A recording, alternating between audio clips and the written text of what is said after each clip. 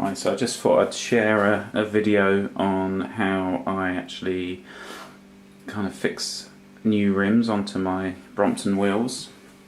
The reason I'm doing this, I find that the wheels last about 10,000 kilometres, and what you find is, you know, the rim is a wearing part. You've got the brake pad that's constantly in contact with it, but at some point it will actually wear out. I don't know if you can see. Let's have a look. So if you see where that is, you know, the rim should be flat there, and they kind of become indented, and then at some point that will actually split. When I've ridden them and they've actually split, I've been able to carry on riding them. I guess there is a chance that the inner tube will burst, or it'll cause damage to the tyre. So I think, you know, as soon as you see indication of that, you know, that's when I actually change the rim. Okay, so what I'm going to do first of all is take a few photos, because that's always handy, so just of how the spokes are arranged at the moment, and I find that really helps when you're actually putting the wheel back together. So I'm going to take some photos of that, and then basically take the tyre and the inner tube off and actually undo all of these spokes, just so we can get the hub, which we're going to put into the new rim, which I've got here. There's different rims you can get. This is a standard newer type rim. It's got the blue circle, and the blue circle indicates that it's for the rear wheel. And you can get packs of spokes. Again, it depends on the type of hub you've got and the rim for the bike, and whether it's the front wheel or the rear wheel. So there's a whole different range of lengths and types of spokes. Some are kind of double butted, or, you know, the width of the spoke actually varies across its length. But yeah, just getting the right pack just makes it very easy. Before we put the inner tube on, we'll actually kind of put this rim tape around. So I've got some of that. And in terms of tools, all I've got is just the levers to take the tyre off, a screwdriver, which will help when we put the spokes on, and a spoke key as well.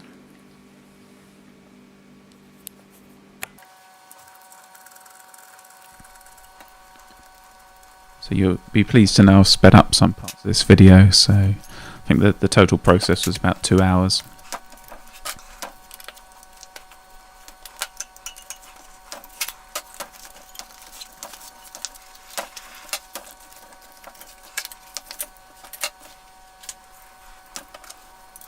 So we're just taking the tyre off, the inner tube off, and the rim tape.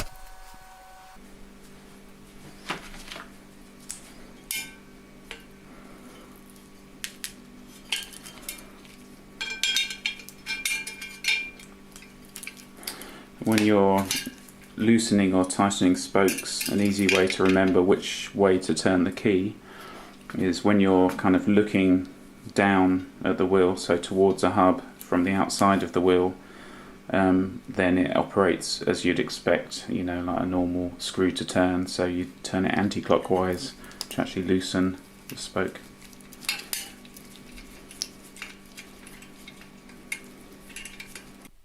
So I just go around at this stage, and rather than loosening them completely, just untighten them a little bit, just so that we'll then be able to use a screwdriver for the rest of the job. The nipples have a kind of a screwdriver slot in the end, which you can access through the holes you can see there in the rim.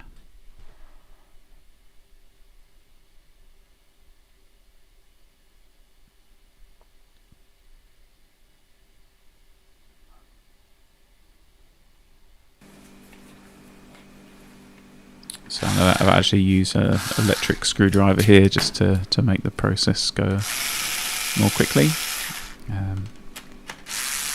So again, we just go around and completely loosen off the nipples from the spokes here.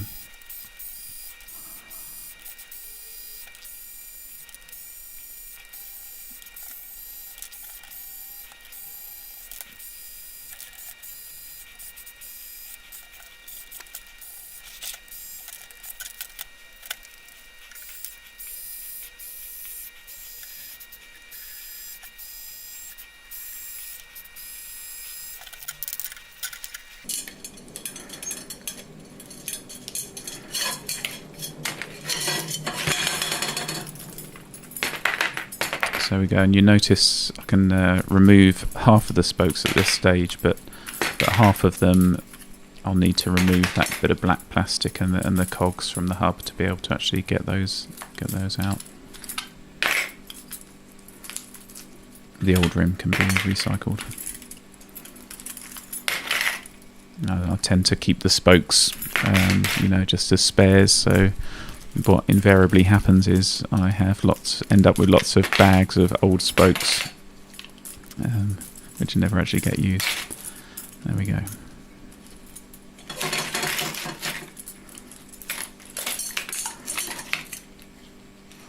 So to take the cogs off, there's a circlip, and you just need to get a small flathead screwdriver and just prise off the circlip, which is just a kind of a hoop of metal, just with a gap in it at one point. There you go. That's what it's supposed to look like. And then that can just be taken off and cleaned.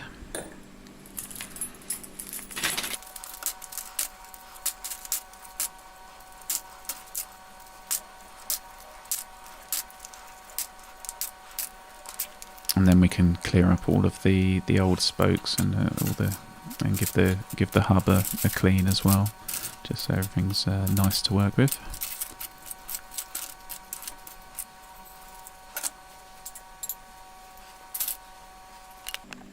There we go. Looks like new. But what I discovered when cleaning it was this crack that's actually developed. So not best pleased about that. But I'm just going to continue using it and see what happens. Take my chances. I went to a wheel building class, and what they recommended was actually kind of using this kind of thick oil at the end of the spokes. So an easy way to apply them is just get an old pot. This is a hummus pot. Other pots are available. And just kind of, as you can see there, twirl the spokes in. Job done. On the rim, you can see, interestingly, the holes aren't all in the centre line of the rim. You have the drive side spokes going to the right hand holes and left hand spokes to the left of the rim. So what we're doing is just threading through the spokes. Every other hole we pop through a spoke on the drive side.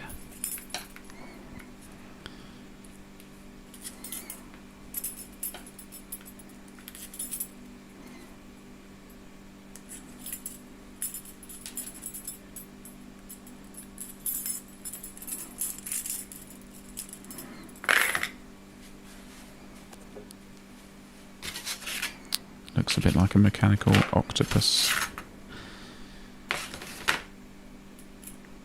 Oh, it did. Doesn't anymore. Okay, and so what I do here is locate the valve hole and put in a spoke to the hole to the left of the valve hole. That's the first one. And then work your way around the spokes. The next spoke needs to go in the fourth hole along. And similarly, every fourth hole you want to kind of put a spoke in. I'm just tightening the nipple on enough just so that it doesn't, just so it holds it in place. It's not tight by any means at this point.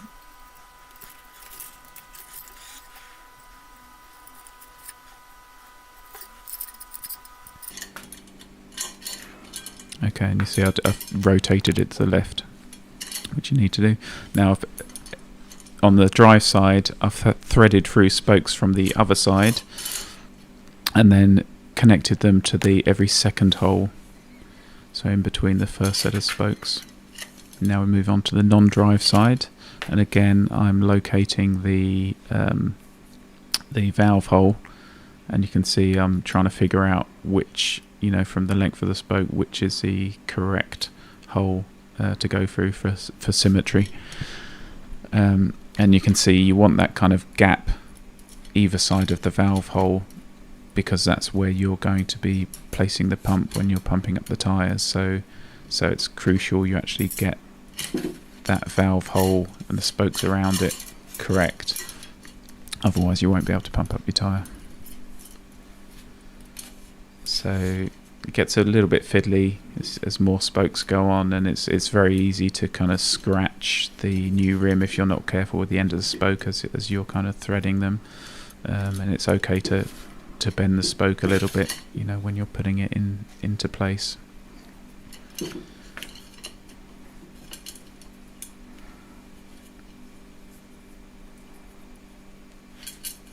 And here again, yep, just kind of putting the nipple on and just kind of fixing it enough just so that it holds the spoke in place.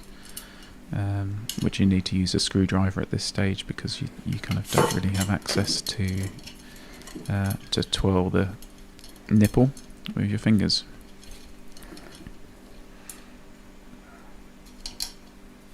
But I'm making a bit of a meal of it. There we go. So again, every second hole you just need to add in a spoke in a similar manner. And so this spoke will go into the rim 4 holes along from the first one. Careful not to scratch the rim.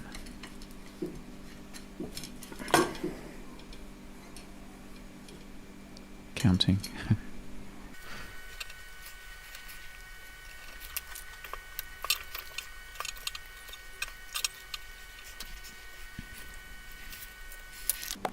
And then with the last set, it's very easy to just pass the spoke through from the other side.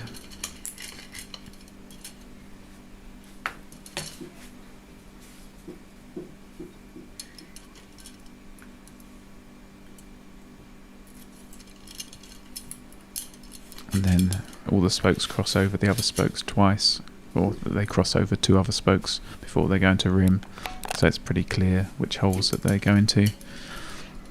And there you go, the wheel is laced up. It just needs to be trued now, which I'm not really going to go into in this video. But I've actually got a truing stand, but it can actually be done quite easily in the wheel of the bike as well, in the frame of the bike. So first of all, I just kind of tighten all the spokes so they feel about the same tension, but they're not properly tightened. They're just kind of, you know, they're beginning to feel firm. So I'll just do that with a screwdriver because it's not, you know, using the screwdriver is quick, much quicker than using the spoke key, which is a bit fiddly. So I popped it into the truing stand, and that's what it looks like the first time it goes in. So you could see you can see it's wobbling around. You know, what we're aiming to do is tighten it. There we go, making a nice drink, because this bit can take time. And what you're looking to do is actually get it so there's, I don't know, 0.5 millimeter or less of play as you rotate the wheel. And it also needs to be kind of vertically aligned as well. But there we go. So there's a finished wheel in terms of lacing and truing. So we need to put on the cogs again. So put on the bit of black plastic. These cogs can only go on one way, which makes life easy. There's a kind of a spacer ring, a second cog, and here I'm inadvertently demonstrating that they can only be fitted on one way. There we go. And then the circlip needs to be fitted back on. And the way to do this is just hold one end down with your thumb, again using a small flathead screwdriver, just to kind of push out the spring of the circlip, hook it into place. When you hear that ping, that's the job done.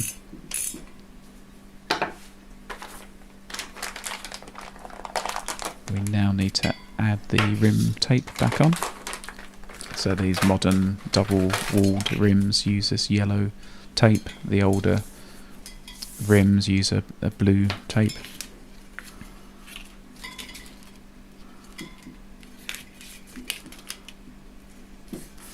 So there's just a couple of things to do when putting the tape on. One is to line up the hole, obviously, with the valve hole. So make sure that's on to start off with. And then, so I've missed a bit, so I'm just kind of moving the tape over so it's lined up. And then also the tape has to be kind of centered all the way around. So there we go, job done. And then we just need to put the inner tube and the tyre back on. With these are Marathon Plus tyres, and they're directional, so it does matter which kind of way they go round. So there's a little indication that says rotation, so you just need to make sure that will be going in the direction that the wheel is travelling. So I put in the valve first. These are Schwalbe AV4 inner tubes, which are good, and I like them because they have this kind of locking ring, which enables me to get that in there so it won't come out. So that's fixed. So one side of the tyre goes on. I'll do up the lock ring a little bit more, and then it's a pretty easy job to get the rest of the tyre back on.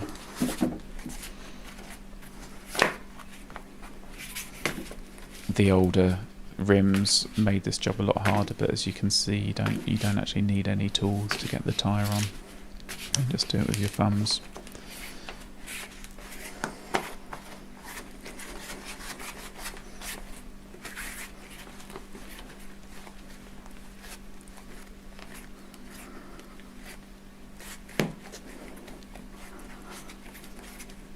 There we go.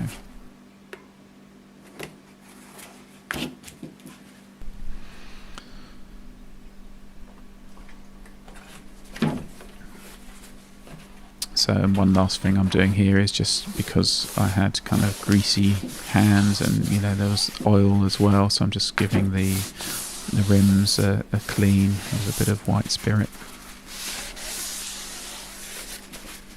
The rest of the bike is filthy, but at least this this one bit of the bike will look nice.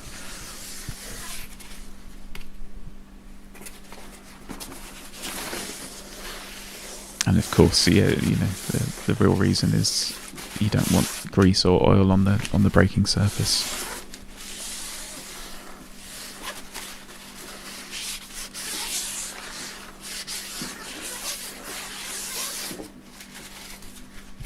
Okay, so that's now ready to go back on the bike.